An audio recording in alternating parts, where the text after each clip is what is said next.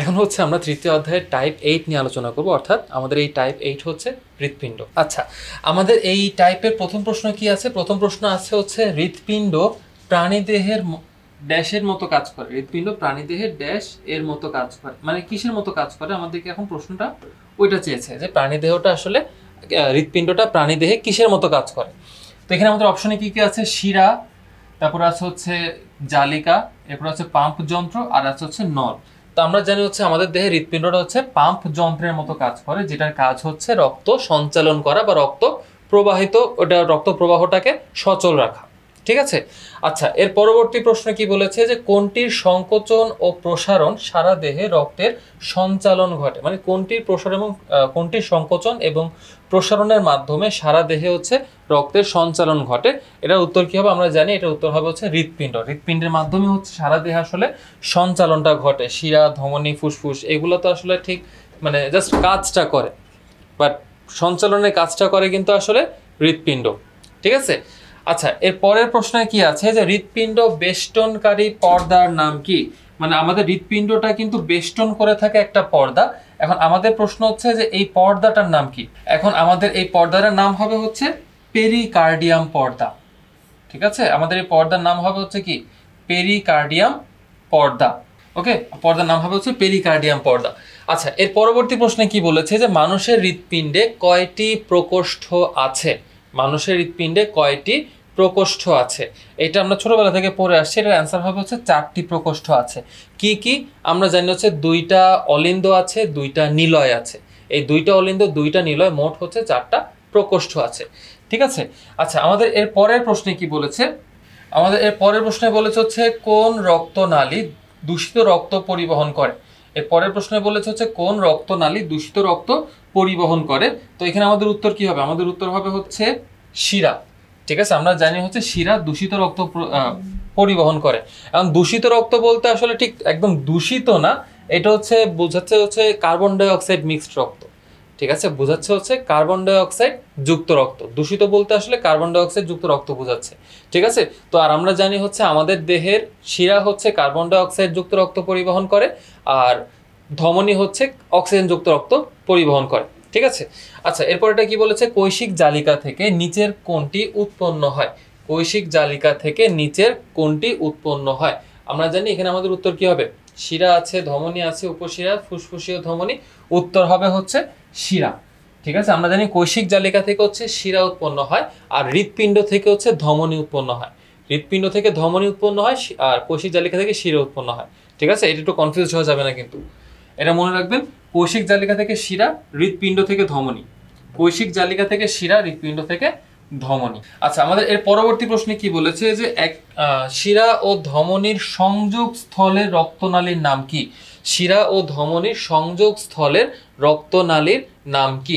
আমরা এটার অ্যান্সার কি হবে? পালমোনারি ধমনী হবে না, তারপরে পালমোনারি শিরা না, এগুলো সব হচ্ছে হৃৎপিণ্ডের সাথে ফুসফুসের সংযোগ স্থলে থাকে। ওটাও হবে না। আমাদের অ্যান্সার হবে হচ্ছে কৈশিক জালিকা। ঠিক আছে, আমাদের অ্যান্সার হবে কি? কৈশিক জালিকা। এরপরে বলেছে কি কার্বন ডাই অক্সাইড সমৃদ্ধ রক্ত হৃৎপিণ্ডের কোন অংশে প্রথমে প্রবেশ করে? মনে রাখ, এখানে বলে দিচ্ছে কি, খেয়াল করবেন, কার্বন ডাই অক্সাইড, অক্সিজেন বলে নেই কিন্তু। ঠিক আছে, তো ভুলভাল অ্যান্সার দিবেন না। এখানে অ্যান্সার হবে কি? Carbon die oxide. ঠিক আছে, কার্বন ডাই অক্সাইড যুক্ত রক্ত প্রথমে কোথায় প্রবেশ করে? আমরা জানি অ্যান্সার হবে হচ্ছে ডান অলিন্দে। প্রবেশ করবে হচ্ছে ডান অলিন্দে। আর এখানে যদি অক্সিজেন বলতো তাহলে অ্যান্সার হতো হচ্ছে বাম অলিন্দে। যদি অক্সিজেন বলতো তাহলে বাম অলিন্দে, যেহেতু কার্বন ডাই অক্সাইড বলছে অ্যান্সার হবে হচ্ছে ডান অলিন্দে। ঠিক আছে। আচ্ছা, এর পরের প্রশ্নে কি বলেছে আমাদেরকে? অক্সিজেন যুক্ত রক্ত সরবরাহ করে কোনটা কোনটা আর কি অক্সিজেন যুক্ত রক্ত সরবরাহ করে? তো এখানে যদি আমরা দেখি অক্সিজেন যুক্ত রক্ত অপশনে কি কি আছে? অক্সিজেন যুক্ত রক্ত সরবরাহ করে শিরা ও পালমোনারি শিরা। আচ্ছা, এরপরে বলছে হচ্ছে ধমনী ও পালমোনারি ধমনী। এরপরে বলছে ধমনী ও পালমোনারি শিরা, আর একটা বলছে ধমনী ও শিরা। অক্সিজেন যুক্ত রক্ত যেহেতু বলছে, ঠিক আছে, তার মানে ধমনী তো অবশ্যই হবে। ধমনী তো অবশ্যই হবে। আচ্ছা, ধমনী কোন জায়গায় কোন জায়গায় আছে? ধমনী এই জায়গায় একটা আছে, এই জায়গায় একটা আছে, এই দুই জায়গায় ধমনী আছে। শিরা তো কখনো পরিবহন করবে না, তার মানে এটা বাদ। শিরা হচ্ছে আগেই বাদ। শিরা সবসময় হচ্ছে কি কার্বন ডাই অক্সাইড পরিবহন করে, তার মানে কি শিরা আমার আগেই বাদ। তাহলে আমার হাতে অপশন আছে কয়টা? 2টা আছে। এই 2টার মধ্যে কোনটা আমাদের অ্যান্সার হবে? অ্যান্সার হবে হচ্ছে আমাদের 3 নাম্বারটা। এখন 2 নাম্বারটা কেন হবে না? অ্যান্সার আমাদের 3 নাম্বারটা কেন হবে? কারণ আমরা জানি ধমনী হচ্ছে রক্ত পরিবহন করে, বাট আরেকটা জিনিস আছে, সেটা হচ্ছে পালমোনারি শিরা, পালমোনারি ধমনী। এটা কিন্তু উল্টা কাজ করে। নর্মালি ধমনী অক্সিজেন পরিবহন করলে পালমোনারি শিরা হচ্ছে অক্সিজেন পরিবহন করে, আর নর্মালি শিরা যদি কার্বন ডাইঅক্সাইড পরিবহন করলে পালমোনারি ধমনী হচ্ছে কার্বন ডাইঅক্সাইড পরিবহন করে, মানে জাস্ট উল্টা হয়ে যায়। পালমোনারির ক্ষেত্রে হচ্ছে কাজটা হচ্ছে একদম উল্টা হয়ে যায়। তখন হচ্ছে পালমোনারি ধমনী কার্বন ডাইঅক্সাইড, পালমোনারি শিরা হচ্ছে অক্সিজেন হয়ে যায়। ঠিক আছে, তো এইটা একটু ভালোভাবে আমাদেরকে একটু আয়ত্ত করে নিতে হবে। আচ্ছা, এর পরের প্রশ্নে কি বলেছে? হৃদযন্ত্রকে ভালো রাখার উপায়: শ্বেতসার জাতীয় খাবার বেশি খাওয়া, অতি ভোজন থেকে বিরত থাকা, আর নিয়মিত হালকা ব্যায়াম করা। অতি ভোজন মানে হচ্ছে বেশি খাওয়া থেকে বিরত থাকা, আর শ্বেতসার বা শর্করা জাতীয় খাবার বেশি খাওয়া এটা কখনোই হৃদযন্ত্রকে ভালো রাখবে না। তার মানে এটা বাদ আমাদের অ্যান্সার হবে কি? 2 হবে আর 3 হবে। তাহলে এখানে 2 ও 3 অপশনে আছে। কোথায় অপশনে আছে? হচ্ছে 3 নম্বর অপশন হচ্ছে 2 ও 3 আছে। তার মানে আমাদের অ্যান্সার হবে হচ্ছে কি 2 ও 3। ঠিক আছে, আমাদের অ্যান্সার হবে হচ্ছে কি 2 ও 3।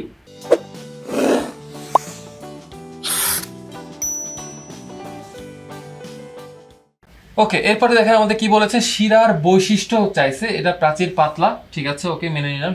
শিরা যেহেতু বলছে, তারপর হচ্ছে কার্বন ডাইঅক্সাইড পরিবহন করে, ঠিক আছে। আরেকটা দিচ্ছে হচ্ছে অক্সিজেন পরিবহন করে। তার মানে শিরা কখনো কার্বন ডাইঅক্সাইড অক্সিজেন দুইটাই তো পরিবহন করবে না, অবশ্যই যে কোনো একটা করবে। আর অক্সিজেন আমরা জানি ধমনী পরিবহন করে, তার মানে কার্বন ডাইঅক্সাইড পরিবহন করে। এটা হবে হচ্ছে আমাদের বৈশিষ্ট্য। তাহলে আমাদের অ্যান্সার কি কি? অ্যান্সার হবে হচ্ছে 1 ও 2। তাহলে আমাদের অ্যান্সার কি হবে? 1 ও 2 হবে হচ্ছে আমাদের অ্যান্সার। ওকে, আমাদের তাহলে এখানে অ্যান্সার হবে হচ্ছে 1 ও 2। আচ্ছা, এর পরের প্রশ্নে আমাদের কি বলছে? আচ্ছা, আমরা আগে এটা একটু মনে রাখি, আমাদের অ্যান্সার হবে হচ্ছে কি 1 ও 2 হবে হচ্ছে আমাদের অ্যান্সার। ঠিক আছে, আচ্ছা তাহলে আমরা আগে এখানে একটু দাগ দিয়ে নিই, আমাদের কি অ্যান্সার হবে? অ্যান্সার হবে হচ্ছে 1 ও 2। আচ্ছা দেখো, আমাদের পরের প্রশ্নে কি বলেছে? আমাদের পরের প্রশ্নে 109 নম্বর প্রশ্নে বলেছে, একটা উদ্দীপক দেওয়া আছে যে ফুসফুস আর টিস্যু কোষের মধ্যে হচ্ছে যে রক্তের প্রবাহটা আছে, ওইটারই একটা প্রবাহ চিত্র দেওয়া আছে বলতে পারো। আচ্ছা, ফুসফুস থেকে হচ্ছে অক্সিজেন যুক্ত রক্তটা টিস্যু কোষে যাচ্ছে, আর টিস্যু কোষ থেকে অক্সিজেন রিক্ত রক্ত, রিক্ত বলতে হচ্ছে অক্সিজেন ছাড়া আর কি, মানে বা বলতে পারো কার্বন ডাইঅক্সাইড। ঠিক আছে, সহজে বলতে পারো কার্বন ডাইঅক্সাইডও বলতে পারো। তাহলে হচ্ছে এখান থেকে অক্সিজেন যুক্ত রক্ত যাচ্ছে, এখান থেকে হচ্ছে অক্সিজেন ছাড়া রক্তটা ফুসফুসে যাচ্ছে, মানে অক্সিজেন ছাড়া বলতে কার্বন ডাইঅক্সাইড আর কি। আচ্ছা, তো আমাদের এখানে বলছে কি উদ্দীপকে এ চিহ্নিত স্থানে কোন অঙ্গটির অবস্থান নির্দেশ করে? এ চিহ্নিত স্থানে মানে হচ্ছে কি, এই যে এ চিহ্নিত বলতে যে এ চিহ্নিত, তাহলে ফুসফুস আর টিস্যু এই দুইটার মধ্যে সংযোগ রক্ষা করতেছে মূলত কে? হৃৎপিণ্ড। ঠিক আছে, মূলত সংযোগ রক্ষা করতেছে হচ্ছে হৃৎপিণ্ড। তাহলে আমাদের অ্যান্সার হবে কি? অ্যান্সার হবে হচ্ছে 4 নাম্বারটা। ওকে, আচ্ছা এর পরবর্তী প্রশ্ন আমাদের কি বলেছে? এর পরবর্তী প্রশ্নে বলেছে হচ্ছে উদ্দীপকের এই অঙ্গটা মানে হৃৎপিণ্ডের যেই বৈশিষ্ট্যগুলো হচ্ছে আমাদেরকে এখানে চেয়েছে। ঠিক আছে, হৃৎপিণ্ডের বৈশিষ্ট্য হচ্ছে আমাদের কাছে চেয়েছে যে আচ্ছা হৃৎপিণ্ড তো কোনো ছাকন যন্ত্র না, তাহলে অবশ্যই এটা বাদ। ছাকন যন্ত্র আমরা জানি হচ্ছে কিডনি, আমাদের দেহের ছাকন যন্ত্র হচ্ছে কিডনি বা বৃক্ক। আচ্ছা, এরপরে বলছে দ্বিস্তরী পেরিকার্ডিয়াম পর্দা দিয়ে বেষ্টিত। হ্যাঁ ঠিক আছে, এটা কারেক্ট। এরপরে বলছে হচ্ছে রক্তে শর্করা বেড়ে গেলে অঙ্গটি অচল হয়ে যায়। না, এটাও ভুল, রক্ত কিন্তু অচল হয় না শর্করা বেড়ে গেলে। তাহলে আমাদের এখানে উত্তর কি হবে? উত্তর হবে হচ্ছে 2 নাম্বারটা, অর্থাৎ শুধুমাত্র দ্বিতীয় অপশনটা হচ্ছে আমাদের এখানে সঠিক উত্তর হবে। ওকে, আচ্ছা এরপর আমাদের পরের প্রশ্নে যদি আমরা চলে যাই, আমাদের পরের প্রশ্নে কি বলেছে? পরের প্রশ্নে আবার একটা উদ্দীপক দেওয়া আছে, উদ্দীপক দিয়ে বলছে হচ্ছে যে এখানে হৃৎপিণ্ড দিয়ে বলল এই যে এই অংশটা কিন্তু চিহ্নিত করে দিছে, চিহ্নিত করে দিয়ে বলছে হচ্ছে যে এ অংশের কাজ মানে হৃৎপিণ্ডের কাজ এখানে চেয়েছে আর কি।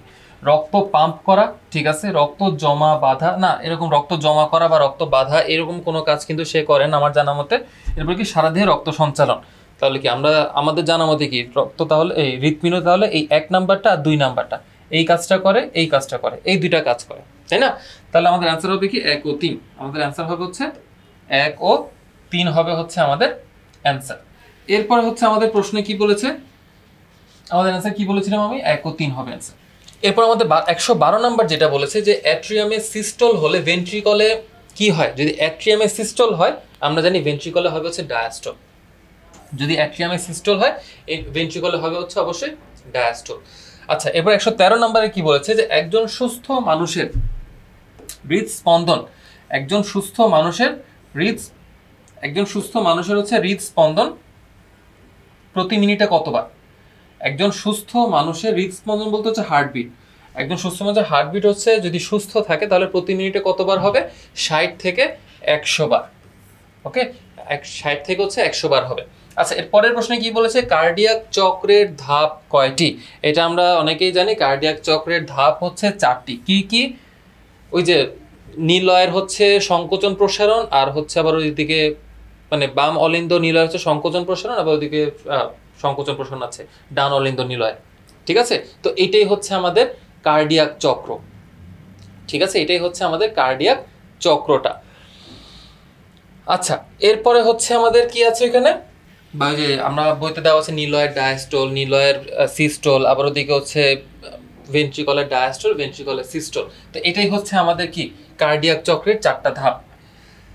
আচ্ছা, এরপরের প্রশ্নে আমাদের কি দেওয়া আছে? আমাদের দেওয়া আছে হচ্ছে ডাব সদৃশ কার্ডিয়াক চক্রের কোন পর্যায়ে হয়? মানে ডাব একটা আমরা জানি কি আমাদের হৃৎপিণ্ড যখন সংকোচন প্রসারণ হয় তখন লাভ ডাব শব্দ হয়, তাই না? হৃৎপিণ্ড সংকোচন প্রসারণ হলে কি লাভ ডাব শব্দ হয়। এখন ডাব শব্দটা কখন হয়? লাভ শব্দ না হয় এক সময় হলো, ডাব শব্দটা কখন হয়?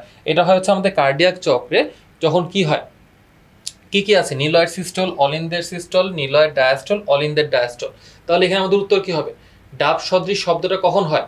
কখন হয় ডাব সদৃশ শব্দ? আমাদের অ্যান্সার হবে হচ্ছে নিলয়ের ডায়াস্টল। ঠিক আছে, আমাদের উত্তর কি হবে? নিলয়ের ডায়াস্টল। আর যদি লাভ সদৃশ শব্দ চায় তখন হবে হচ্ছে নিলয়ের সিস্টল। ঠিক আছে, দুইটা নিলয়ের ক্ষেত্রে, একটা নিলয় সিস্টলের ক্ষেত্রে হচ্ছে লাভ শব্দ হয়, আর নিলয়ের ডায়াস্টলে হচ্ছে ডাব শব্দ হয়। তো এটা আমরা মনে রাখতে পারি কিভাবে? যে নিলয়ের ডায়াস্টলের ড আছে, ডাব শব্দের ড আছে। এভাবে চাইলে মনে রাখতে পারেন, বা আপনার যদি এমনি মনে থাকলে তো ভালো কথা, বাট এভাবে চাইলে আমরা মনে রাখতে পারি দুইটাতেই ড আছে। ঠিক আছে, বাট একটা জিনিস মনে রাখবেন, সবসময় নিলয়ের ডায়াস্টল সিস্টলের ক্ষেত্রে হচ্ছে শব্দ হয়, অলিন্দের ক্ষেত্রে হয় না। ঠিক আছে, বা ভেন্ট্রিকলের ক্ষেত্রে নেই। ওকে ওকে, তাহলে এই ছিল হচ্ছে আমাদের টাইপ 8। তাহলে এই পর্যন্তই থাকবে। তাহলে আল্লাহ হাফেজ।